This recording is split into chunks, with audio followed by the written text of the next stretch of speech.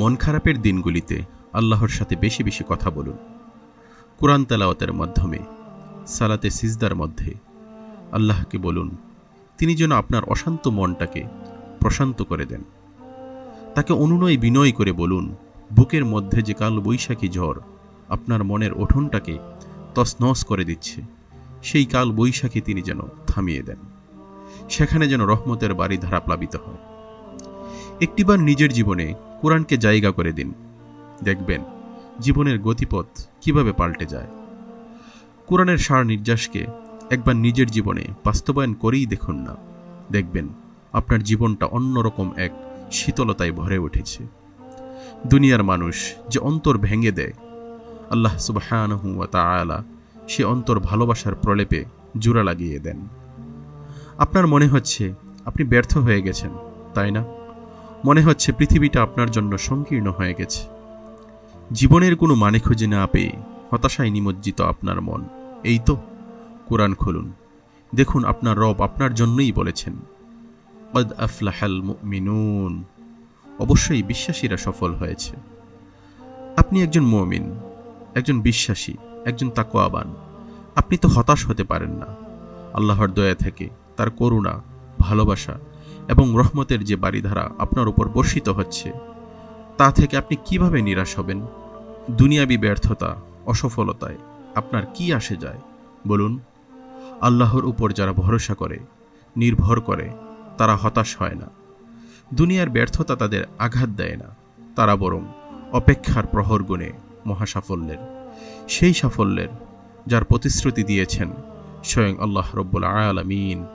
আপনার হৃদয় যখন আল্লাহর উপর ভরসায় টইটুম্বুর, তখন সিজদায় জাকারিয়া আলাইহিস সালামের মতো করে বলুন ওয়ালাম আকুন বিদুআইকা রব্বি শাকিয়্যা, হে আমার রব, আমি তো কখনোই তোমাকে ডেকে ব্যর্থ হইনি। আপনার জীবনে অনেক দুঃখ আসতে পারে, আপনি মুখোমুখি হতে পারেন নানান ঝঞ্ঝাক্ষুব্ধ ঝড়ের। কোনো ঝড়ো হাওয়া এসে আপনার জীবনটাকে এলোমেলো করে দিয়ে যাবে। অস্ফুট স্বরে মহান রবকে যখন বলেন হে মালিক, আমার জীবনে এত কষ্ট কেন, তিনি তখন বলেন ইন্না মাআল উসরি ইউসরা, নিশ্চয়ই কষ্টের সাথেই রয়েছে স্বস্তি। এমন কঠিনতর বিপদে আশেপাশে কাউকে পাচ্ছেন না, এমনকি অন্ধকারে আপনার ছায়াটাও মিলিয়ে যায়। আপনার এতদিনের প্রিয় বন্ধু, প্রিয় স্বজনদের কেউই এই দুর্দিনে আপনার পাশে নেই। নিজেকে খুব একা একা মনে হচ্ছে অকুল দরিয়ায় একটি ডুবুডুবু নৌকার আপনি একাই যাত্রী। এই নৌকা যে কোনো মুহূর্তে তলিয়ে যাবে। এ সময় আপনি যখন আশাহত হয়ে রবের কাছে ফরিয়াদ করে বলেন হে আল্লাহ, আজকে আমাকে সাহায্য করার মতন কেউই নেই, তখন আপনার রব বলেন ওয়াকানা হাক্কান আলাইনা নাসরুল মুমিনিন, মুমিনদের সাহায্য করা আমার দায়িত্ব। প্রিয়জনেরা বিচ্ছেদ ঘটিয়ে দূরে চলে গেছে, জীবন নামক চোরাবালির সাথে আপনি আর কোনোভাবেই পেরে উঠছেন না। খুব অসহায় বোধ করছেন, মনে হচ্ছে আপনি এক্ষুনি ডুবে যাবেন দুঃখের অতল গহ্বরে, হারিয়ে যাবেন চিরতরে। তখন যদি মুখ ফুটে বলেন আল্লাহ, আমার পাশে আজ কেউই আর অবশিষ্ট নেই, তখন আপনার ডাক শুনে আল্লাহ বলেন লা তাখাফা ইন্নী মাআকুমা আসমাউ ওয়া আরা, ভয় পেও না, আমি তোমাদের সাথেই আছি, আমি সব শুনি এবং দেখি। পাপে জর্জরিত হয়ে আছে জীবন, চোখ মেললেই চারদিকে কেবল অন্ধকারের ঘনকাটা দেখতে পান। কলুষিত হৃদয় নিয়ে যখন আল্লাহর দরবারে দাঁড়িয়ে বলেন আমি যে এত পাপ করেছি, আল্লাহ কি সত্যি আমাকে ক্ষমা করবেন? তখন আপনার রব জবাব দেন ইন্নাল্লাহা ইউহিব্বুত তাওয়াবিন, নিশ্চয়ই আল্লাহ তাওবাকারীদের ভালোবাসেন। এভাবেই আল্লাহ সুবহানাহু ওয়া তাআলা প্রতিটি সময়ে, প্রতিটি মুহূর্তে আপনার পাশে থাকেন। আল্লাহর কালামকে, তার বাণীকে জীবনে ধারণ করুন। আল্লাহকে জীবনে বন্ধু বানিয়ে নিন। বিশ্বাস করুন, বন্ধু হিসেবে তার চেয়ে উত্তম, তার চেয়ে প্রতিশ্রুতিশীল, তার চেয়ে মহান আর কেউই হতে পারে না। নিজের জীবনের অন্ধকার প্রকোষ্ঠে আলোর রেখা প্রবেশ করতে দিন।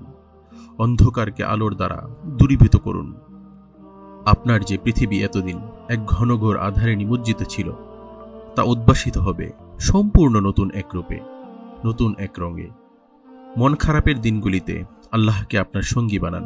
দেখবেন সেই মুহূর্তগুলো সব আচমকা আপনার জীবনের সেরা মুহূর্তে পরিণত হয়ে গেছে।